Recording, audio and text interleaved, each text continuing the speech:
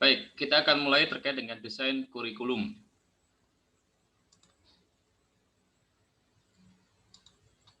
Baik, di dalam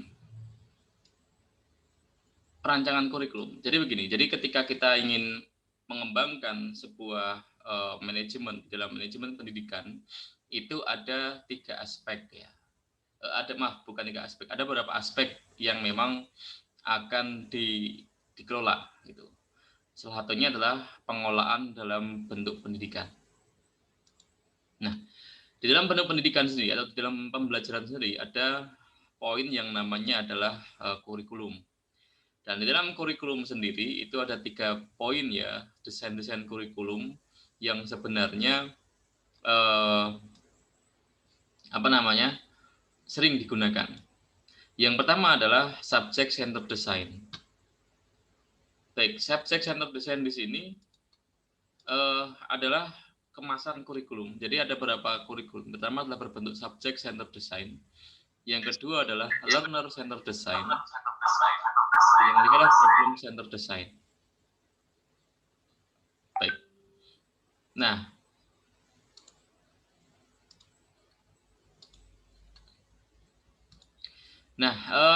ketika poin ini, ketika kurikulum ini memang kita bisa melihat bahwa khususnya di Indonesia itu lebih condong kemana. Nah, nanti kita akan kaji dari ketiga bentuk ini.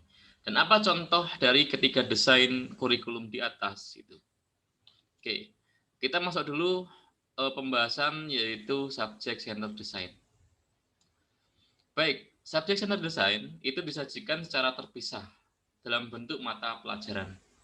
Jadi memang subject centered design ini lebih difokuskan kepada mata pelajaran. Dan biasanya ini adalah konsep kurikulum yang memang sudah ada sejak zaman dulu, sejak zaman orang-orang Yunani dan juga orang-orang Romawi. Jadi memang di zaman dulu itu kerajaan besar itu kan ada banyak ya. Salah satunya adalah kerajaan Yunani, ada Romawi, itu juga ada Persia juga. Dan kebanyakan mereka mengembangkan yang namanya trivium dan juga quadrivium. Nah, di sini kita tidak membahas terkait dengan apa itu trivium, quadrivium ya, tetapi lebih ke arah memang pembelajaran saat itu yaitu digunakan untuk para kaum bangsawan. Jadi anak-anak kaum bangsawan yang memang dianggap nantinya akan menjadi pewaris tahta kerajaan ataupun mungkin menjadi menteri ataupun menjadi orang-orang besar, itu rata-rata mereka disekolahkan. Dan memang konsep pembelajaran saat itu memang bukan untuk mencari nafkah, tetapi lebih ke arah bagaimana dia membentuk pribadi dan juga status sosial. Dan kita ketahui bahwa memang pembelajaran saat itu ataupun sekolah saat itu adalah memang lebih diperuntukkan untuk status sosial. Jadi semakin dia bisa belajar, dia mengetahui logika, retorika, gramatika, matematik, gitu kan, maka mereka pasti adalah kaum bangsawan seperti itu. Nah, ini konsep ini adalah lebih ke arah konsep education for democratic ya. Jadi pendidikan untuk kebebasan, agar mereka bebas, agar mereka memiliki keilmuan tertentu, dan keilmuan itu bukan untuk dia bisa bekerja, tapi bagaimana dia bisa mengelola sebuah kerajaan. Biasanya seperti itu. Namun pada abad 19 memang terjadi semacam pergeseran ya, dari pendidikan umum atau liberal art menjadi pendidikan yang berbasis praktis atau yang lebih ke arah mencari mata pencaharian atau pendidikan vokasional. Nah, ini sebenarnya ada kaitannya sebenarnya kalau mengkaji dengan kajian PTK. Jadi kajian PTK itu kalau kita runtutkan antara pengembangan kurikulum dan juga pembelajaran, mungkin ada mata kuliah sendiri. Terus dengan pengelolaan pendidikan, mungkin saya akan mengambil salah satu poin saja. Dan dengan kajian PTK itu ada berkesinambungan, ada hubungannya seperti itu. Dan memang subject centered design ini tidak hanya sekedar untuk negara-negara Eropa saja, negara-negara besar Eropa, kerajaan Eropa, tetapi juga diperuntukkan untuk kerajaan-kerajaan di Indonesia. Nah, kebanyakan kaum bangsawan itu mereka diajarkan ya. Bahkan kalau kita mempelajari ada Kesultanan Yogyakarta pun ketika mereka ditargetkan menjadi calon raja, itu mereka diajarkan dengan beberapa ilmu-ilmu ya, ilmu-ilmu yang memang itu untuk bekal mereka ketika menjadi raja. Kalau di Indonesia, khususnya di Kesultanan Yogyakarta, mereka para calon-calon raja itu atau putra mahkota itu mereka diberikan semacam ilmu agama. Biasanya seperti itu. Diberikan ilmu agama, dibekali ilmu terkait dengan sosial kemasyarakatan dan lain sebagainya. Dan seiring berjalannya dengan waktu, perkembangan ini pun juga dirasakan saat trias politika ya, atau semacam apa namanya politik balas budi atau politik etik ya. Jadi dulu memang Belanda menjajah di Indonesia dan diprotes ya atas kekejamannya, maka Belanda harus memberikan balas budi kepada yang dijajah, yaitu memberikan pendidikan. Walaupun konsepnya pendidikan itu lebih diberikan kepada apa namanya bangsawan saja. Jadi untuk rakyat jelata tidak dapat. Ya. Dan desain di sini, desain subjek di sini sebenarnya lebih fokus kepada pendidikan dasar gitu, yaitu SD dan juga SMP. Dan teman-teman bisa melihat di pendidikan SD itu, SD dan juga SMP itu kebanyakan masih terfokus kepada mata pelajaran tertentu. Walaupun sekarang SD ini sudah menggunakan tematik, dan tematik itu sudah desain yang berbeda lagi, penerapan desain yang berbeda. Nah, setelah pembelajaran membaca dan juga menulis ya, itu juga nanti ada materi aritmatik, aljabar dan juga lain sebagainya. Jadi semacam ada apa namanya paket-paket mata pelajarannya. Dan teman-teman nampaknya sudah mengalami ya, ada paket-paket pembelajaran apa namanya tadi ya, matematika dan lain sebagainya itu. Dan mata pelajaran ini biasanya diambil dari beberapa disiplin ilmu dengan maksud agar peserta didik menguasai dasar-dasar ilmu khusus. Jadi memang kalau dilihat itu apa namanya paket-paket ilmu itu, paket-paket mata pelajaran itu memang diperuntukkan untuk apa namanya semacam pembagian-pembagian ya. Ada yang berbasis logika, berbasis sosial dan lain sebagainya. Dan itu ditujukan agar mereka bisa berkarir.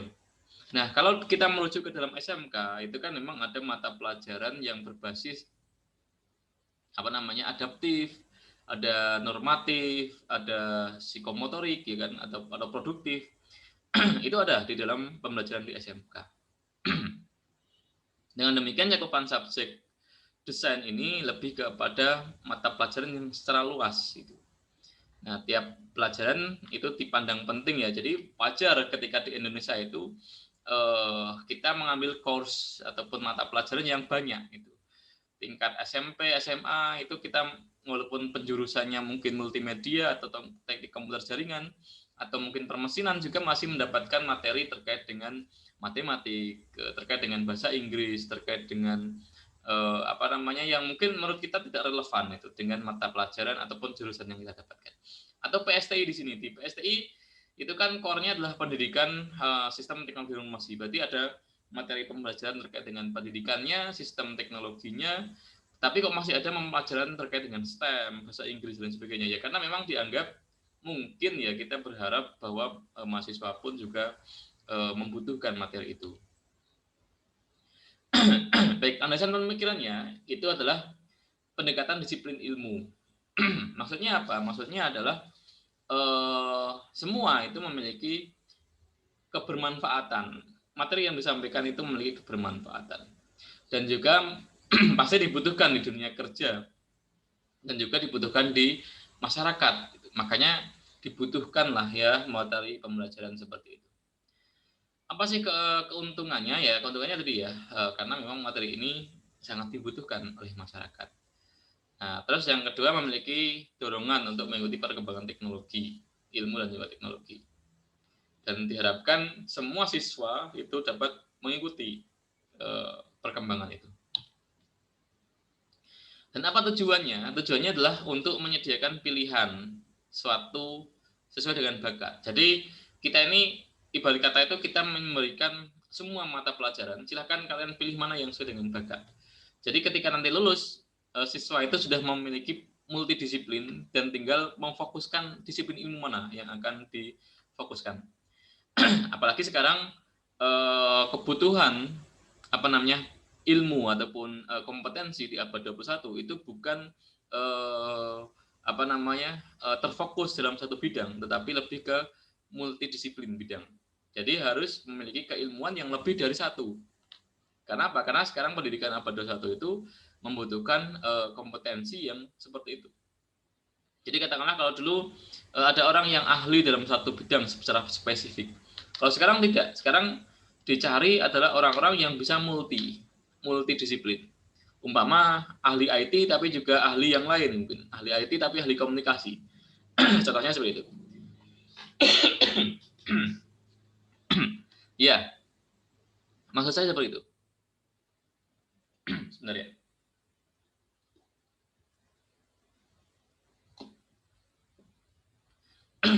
Ya, maksud saya seperti itu. Jadi sekarang dibutuhkan orang-orang yang memang memiliki kemampuan yang lebih dari satu. Makanya subject center design itu dirasa sangat masih relevan ya untuk kebutuhan sekarang, walaupun memang subject center design ini adalah desain kurikulum yang memang sudah ada sejak zaman dahulu. Nah, jadi memang desain ini adalah upaya untuk menyempurnakan desain dengan pendekatan mata pelajaran dan pendekatan disiplin ilmu. Jadi memang mengupayakan ya untuk melakukan pendekatan ya. Contohnya kalau di Indonesia di sini ada mata kuliah ataupun di kampus ya itu ada MKU ya, mata kuliah universitas, ada mata kuliah fakultas, ada mata kuliah MKKPS ya, mata kuliah khusus bidang MKKPS bidang studi gitu kan. Dan jadi mata kuliah itu sudah tersegmentasi. Jadi ada mata kuliah universitas yang memang itu semua prodi itu harus ataupun wajib mendapatkan mata kuliah itu. Contohnya apa? Pendidikan agama. Yang kedua ada pendidikan kewarganegaraan, pendidikan bahasa Inggris, bahasa Indonesia, dan PKN ya, pendidikan kewarganegaraan. Nah ini harus ada di dalam mata kuliah unggulan universitas. Ada mata kuliah yang berbasis fakultas. Jadi semua fakultas yang ada di bawahnya itu wajib ada mata kuliah seperti itu. Dan juga ada mata kuliah khusus bidang studi ya. Jadi yang program studi itu saja yang mendapatkan mata kuliah seperti itu. Nah ini segmentasi seperti itu memang diharapkan pendekatan mata pelajaran dan juga disiplin ilmu ini dirasa sangat cocok ya untuk penyempurnaan desain dalam pembelajaran. Dan ini kelemahan ya. Konsep ini dikembangkan dengan maksud menghilangkan kelemahan pada subjek desain dan disiplin desain. Jadi subjek desain tadi yang memang berbasis mata pelajaran itu disempurnakan lagi sebenarnya dengan desain yang dalam cakupan luas. Jadi subjek center desain ini sebenarnya masih ada satu ranah dengan subjek center desain, tapi disempurnakan lebih luas itu. Baik, ya nanti silahkan teman-teman search ya, apa sih kelebihan dan juga kelemahan penerapan subjek center design. Ada itu, insya Allah banyak. Nanti silahkan bisa dicari. Kalau di Google Classroom sebenarnya ini menjadi bagian dari diskusi ya, tapi karena ini kita pakai Zoom ya, nanti teman-teman bisa mencari sendiri. Baik, kita lanjutkan ke Learner Center Design. Dan di Learner Center Design ini, itu adalah desain yang terpusat kepada siswa. Jadi siswanya yang mendapatkan perhatian khusus yang dipusatkan.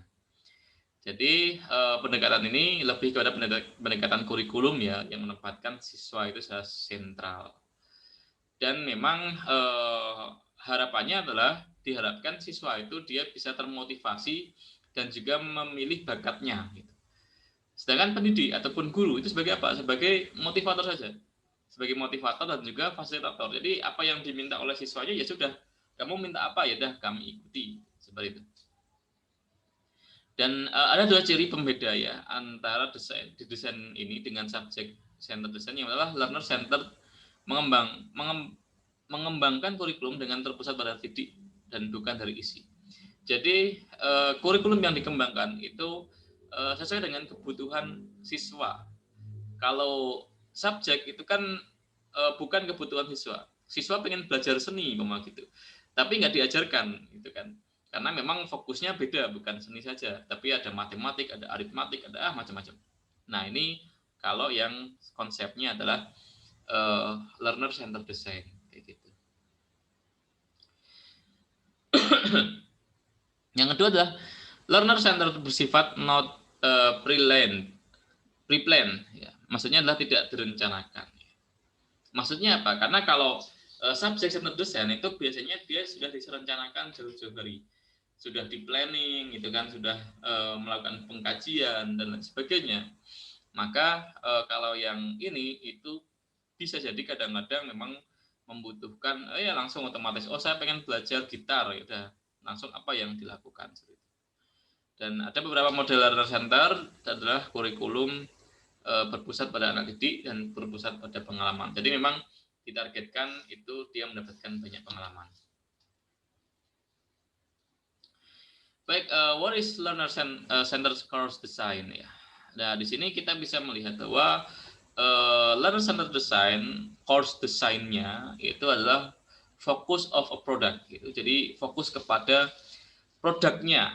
Jadi ya bukan muatan mata kuliah, tapi lebih kepada produk. Jadi desain course-nya itu disesuaikan dengan apa yang diinginkan oleh learner-nya, si pembelajarnya itu. Ya, yang artinya bahwa apapun yang dibutuhkan oleh siswa, apapun yang diminati oleh siswa, dan keterampilan apa yang memang dibutuhkan oleh siswa, itu didesain itu oleh para perancangnya. Jadi seperti itu sebenarnya what is learner centered course design. Baik, apa sih modelnya? Modelnya sudah apa? Modelnya adalah OB ataupun outcome based education. Adalah model dari learner centered learning philosophy. Jadi filosofinya ataupun dasarnya atau landasannya dari learner centered design adalah OB tadi atau outcome based education. Jadi memang fokusnya kepada outcome-nya. Jadi tidak peduli terhadap mata pelajaran ataupun ilmu yang didapatkan, tetapi yang dibutuhkan adalah lebih kepada fokus on measuring students performance-nya. Jadi lebih kepada the outcomes-nya. Jadi lebih apa? Ke output-nya. Maaf, output sama outcome berbeda ya. Outcome itu berarti hasil ataupun produk yang dihasilkan. Dan OB itu sendiri itu bukan teaching style, bukan gaya guru, gaya mengajar, bukan. Bukan dalam bagian dari tipe mengajar ataupun metode mengajar. Tetapi adalah sebuah prinsip dalam mendesain ya seorang guru yang efektif gitu. Jadi biar apa? Biar siswa itu dapat menerima dan juga bisa menghasilkan sebuah outcome yang memang diharapkan dari pembelajaran ini. Sehingga dalam OB ini bukan what is learned saja, tetapi what is taught-nya. Jadi apa yang didapatkan itu. Jadi pemikiran apa yang dikuasainya. Itu yang lebih penting. Jadi lebih penting gitu, daripada terkait dengan ya. Jadi seperti itu ya kalau konsep learner-nya. Dan ada beberapa stage ya, tahapan-tahapan di dalam proses mendesain sebuah learner design ini.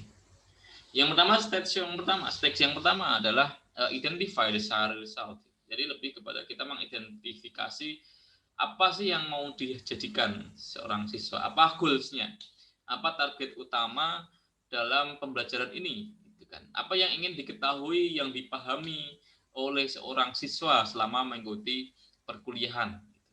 Jadi itu yang dicari di dalam tahapan pertama. Baik, yang kedua adalah determines setable evidence ya. Jadi sebuah fakultas. Ya, jadi fakultas di sini itu yang dibutuhkan adalah bagaimana caranya dia membuat ataupun mendesain sebuah kurikulum yang dibutuhkan oleh siswa pada sebuah proses di dalam course-nya. Jadi course di sini ini berlandaskan kepada learning goals-nya, berlandaskan kepada tujuan dari pembelajarannya. Dan memang dibutuhkan plan terlebih dahulu ya, dibutuhkan perencanaan terlebih dahulu gitu kan. Dan di situ juga diperlukan experience ya, sebuah pengalaman yang nantinya akan diberikan kepada si siswa itu.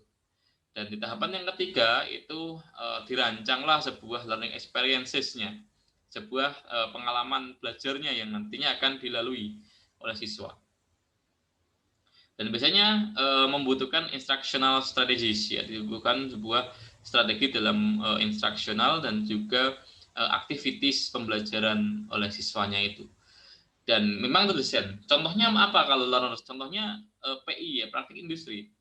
Praktik industri ini adalah memang mata kuliah. Di dalam praktik teman-teman nanti tidak akan mendapatkan mata kuliah di saat PI, ya, mata kuliah mendesain produk gitu. Enggak, tapi langsung udah kamu buat desain kayak gini. Dan biasanya kalau learner center design di sini si siswa itu sudah memiliki basic biasanya. Ketika dia tidak memiliki basic, ya repot gitu. Nah, perbedaannya di situ. Dan yang kedua contohnya seperti mungkin bimbel gitu kan, bimbingan belajar, terus LPK, terus kursus-kursus bahasa Inggris, kursus menjahit, kursus apapun, kursus setir mobil atau apa, itu juga bagian dari learner center design. Jadi yang dibutuhkan oleh siswa sendiri, kami membutuhkan apa itu. Kalau di luar negeri mungkin ada semacam by research, jadi perkuliahannya menggunakan by research. Dan by research itu si siswa dia tinggal memilih mata pelajaran apa ataupun mata kuliah apa yang memang dibutuhkan untuk memenuhi research-nya mereka. Baik, the next adalah problem center design.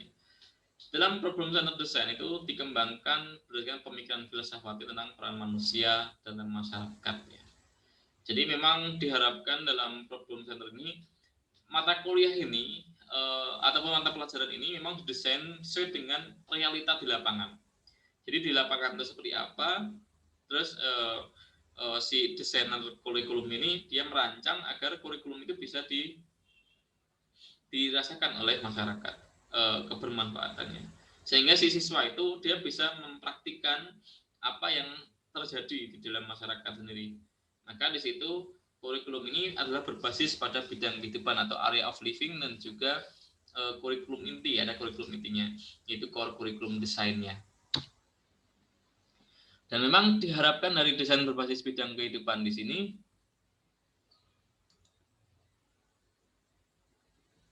ya diharapkan adalah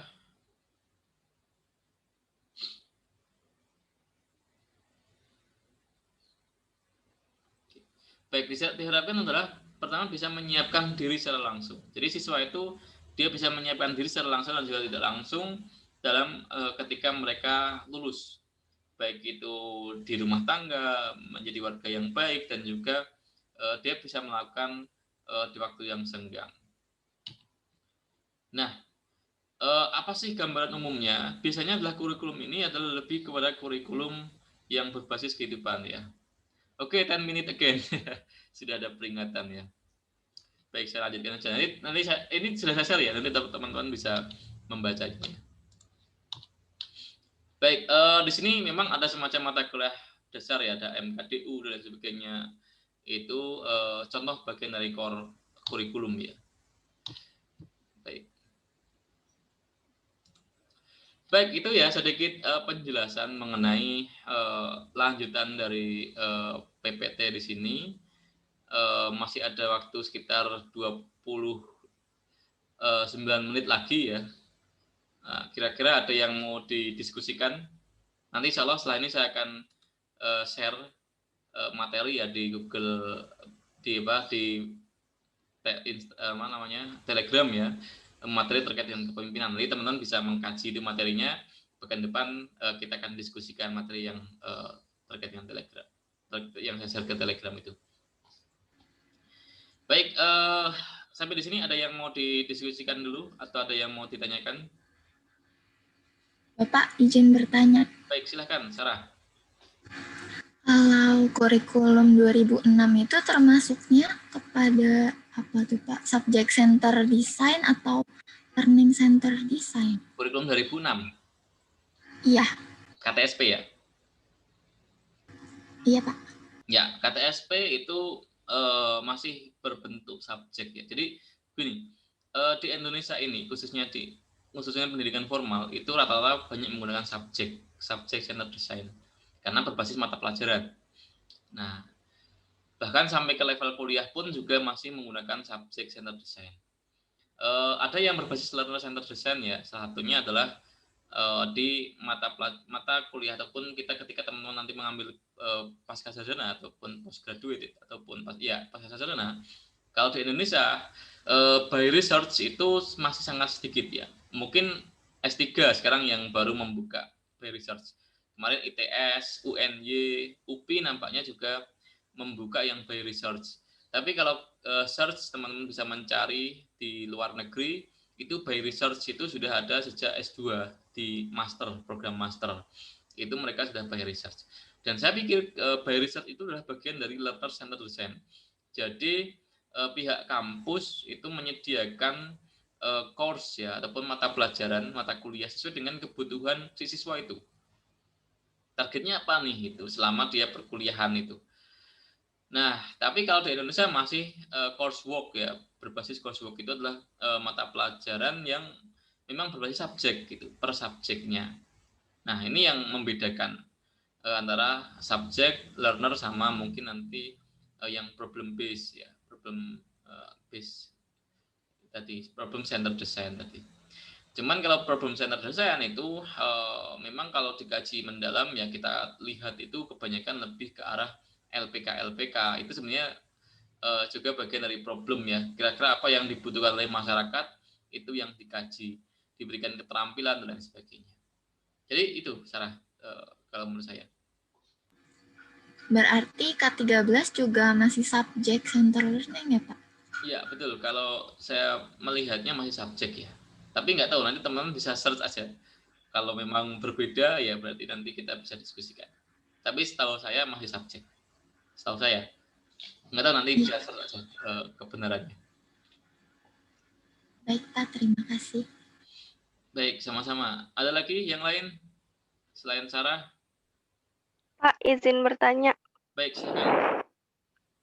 Saya Ananda Sekar mau bertanya, kalau misalkan nanti suatu saat memungkinkan nggak Pak kalau misalkan kurikulum dibuat ada kolaborasi dari subjek sama learner sama problem center desainnya juga?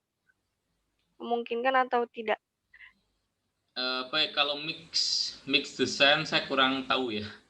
Karena itu kan sebenarnya sekedar hanya teori saja. Dan mungkin masih memungkinkan. Nanti namanya bukan subjek learner problem, mungkin apa namanya. Dan itu kalau dikaji gabungan dari ketiga-tiganya bisa juga. Karena kan itu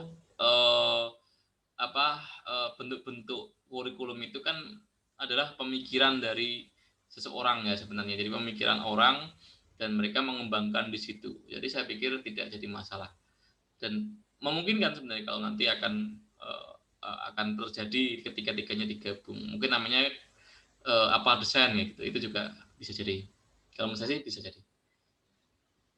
Oke, terima kasih Pak. Iya, sama-sama. Ada lagi? Sebelum saya kasih kesimpulan. Tinggal 3 menit lagi.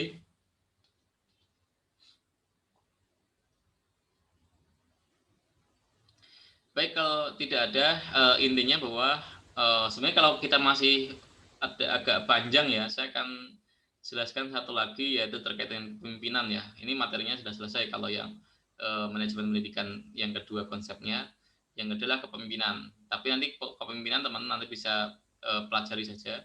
Nanti jika ada pertanyaan bisa disampaikan apa sih permasalahan-permasalahannya yang ditanya terkait dengan hal itu. Nah, yang berikutnya adalah jangan lupa nanti presensi ya di Padlet ya. Saya nanti nggak tahu saya share belum ya. Atau nanti teman lihat aja di Padlet di pertemuan sekarang. Karena memang untuk presensi saya lebih pakai Padlet, jadi biar bisa dipantau oleh akademik. Jadi akademik nanti yang akan memantau kehadiran.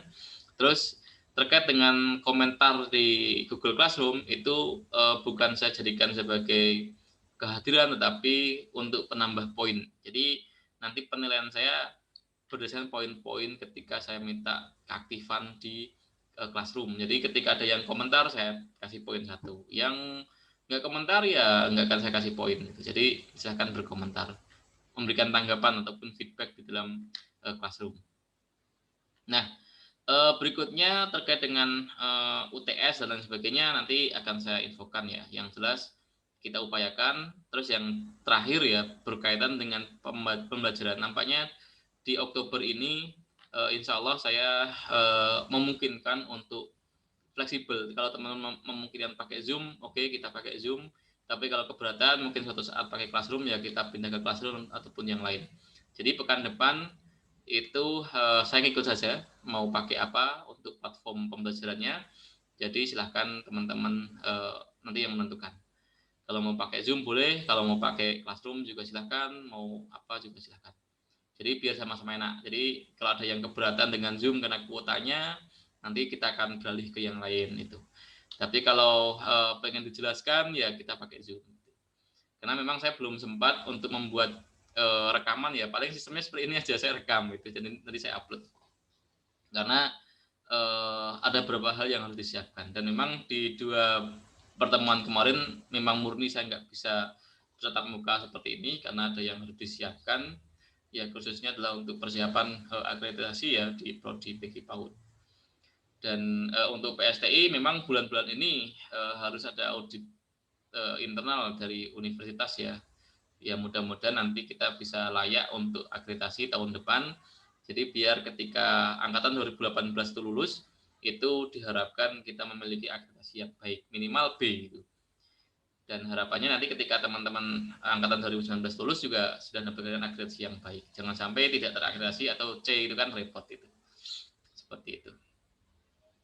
Baik, mungkin itu saja ya pertemuan hari ini. Mohon maaf sebelumnya kita cukupkan sekian karena memang kondisi waktu juga ini juga tidak premium. Kita akhiri. Terima kasih atas atensinya. Mari kita berdoa disilakan.